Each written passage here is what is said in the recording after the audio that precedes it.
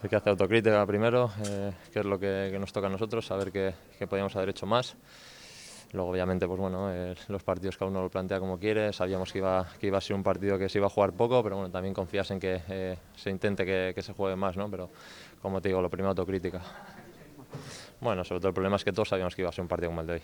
O sea, eso era algo que bueno, en cierta medida se puede evitar también por parte nuestra y por parte de todos. Pero como te digo, yo creo que hay que fijarse en lo que no hemos hecho bien, en lo que tenemos que mejorar y a partir de ahí pensar en ganar el próximo allí.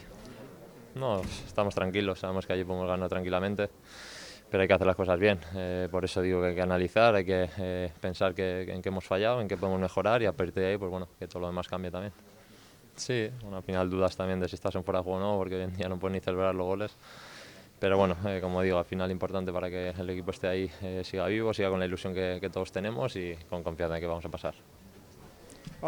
Giro oso berezi, azkenean badakigu hemen kopan nola bizitzen den, lehiaketa berezia da atletikentzat eta bueno, ilusio handiz eraman dugu aurrera partidua eta eskerrak eman zale guztiei emandako esagatik.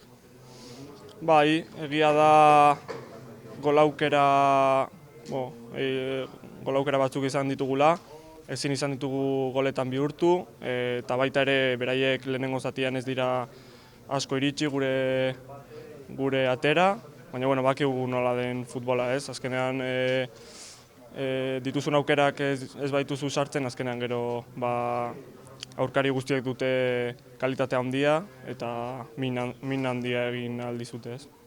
Bai, gogo asko ditugu partida hori iristeko, oso ondo prestatuko dugu eta esan dudan bezala, gauzak ondo eginda badakigu aukera asko izango ditugula finalean egoteko eta hori ilusio handiarekin hartuko dugu partida hori.